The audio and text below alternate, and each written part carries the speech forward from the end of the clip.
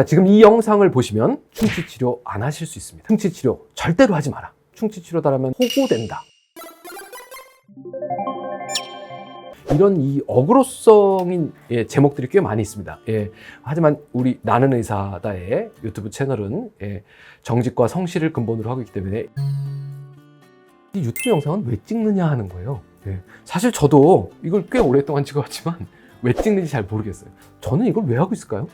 유튜브에서 여러 가지 얘기들이 돌고 있는데 시청하시는 일반 환자분들이 판단하실 수 있는 균형 감각이나 이런 것들을 만들어주는 한쪽 정보를 제공해보자. 뭐 이런 거창한 의도인 것 같습니다. 충치 치료라고 얘기하는 건 보통 이런 거예요. 이게 우리가 충치 치료를 하지 말라고 그랬으면 충치 치료가 뭔지부터 정의를 좀 해봐야 됩니다. 충치는 알고 계신 대로 이에 구멍이 나서 꺼멓게 되는 거라고 알고 계세요. 구멍은 왜 나죠? 이가 약해져서. 이게 왜 약해지죠? 삭아서. 왜 삭죠? 산 성분 때문에 이빨이 녹는 겁니다. 그 산에 의해서 이빨 표면으로부터 칼슘 같은 게 녹아나오면서 이가 약해집니다. 이게 현미경적인 충치예요. 이는 겉보기에 멀쩡하지만 치아에서 칼슘이 빠졌기 때문에 이가 약해진 상태입니다. 자, 2단계에서 이 약해진 충치 치료해야 될까요? 네. 어떻게 해요? 칼슘과 인을 이 안에 쑤셔 넣으면 다시 딱딱해집니다. 이것도 광범위의 충치 치료라고 볼 수 있습니다. 우리 침이 치아에 닿으면 침 속에 들어있는 칼슘들이 이에 다시 붙는답니다.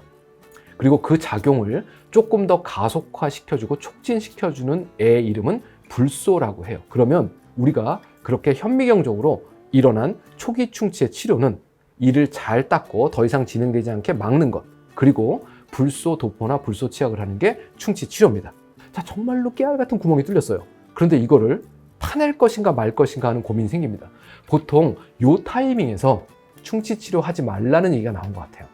그런데 그 판단은 치과 의사가 정말로 심혈을 기울여서 해야 됩니다. 왜냐하면 이 충치가 지금 현재 진행될 것인가, 이 자리에서 잘 관리하면 멈추게 만들 것인가에 따라서 치료의 방법이 달라집니다. 진행될 것인가 라고 진단된 충치는 충치의 부위를 제거하고 거기를 인공물질로 떼어 넣어야 됩니다. 그걸 보통 우리가 레진을 떼었다 뭐 이렇게 얘기하는 것들이죠. 근데 반대쪽은요, 더 진행되지 않도록 그 구멍만 파지 말고 메꿔 놓는 방법도 있을 거예요. 이런 것들을 홈을 메운다고 보통 표현을 하는 거죠.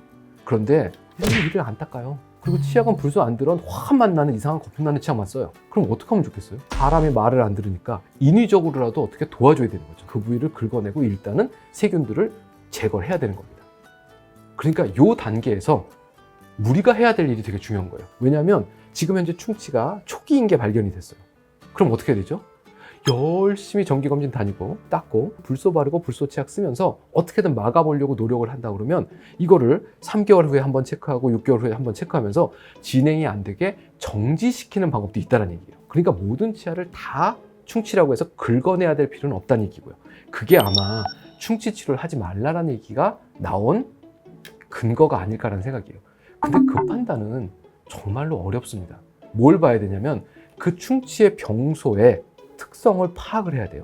근데 그거를 이렇게 쳐다보고 아유 이걸 누가 이렇게 치료했어요? 이렇게 얘기하면 나쁜 사람인 거죠. 치료하지 말라고 얘기한다고 절대로 좋은 치과 의사는 아닙니다. 필요한 건 치료하라고 강압적으로 권할 필요도 있는 거죠. 절대로 충치 치료하지 말라든가, 이 절대로라는 건 의료 행위에는 없습니다. 이 초기 충치에 관련된 부분에서는 의사마다도 의견이 많이 달라요. 예를 들면 이런 거예요.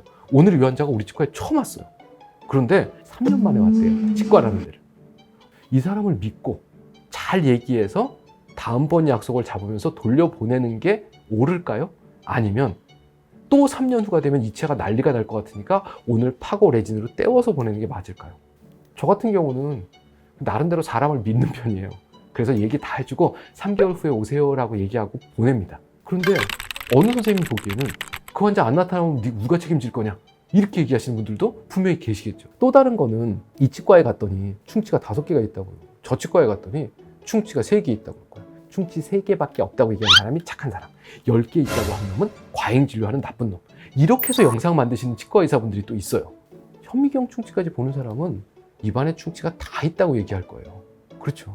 그런데 진짜로 심하게 썩어서 신경치료할 것만 충치라고 얘기하는 사람은 충치가 2개밖에 없어요 라고 얘기할 거란 말이죠. 한편으로 봤을 때는 이 사람이 충치를 얘기하는 기준은 뭔가에 대해서도 한번 물어볼 필요는 있는 거예요. 어느 업계에나 나쁜 놈, 사기꾼, 도둑놈은 있어요.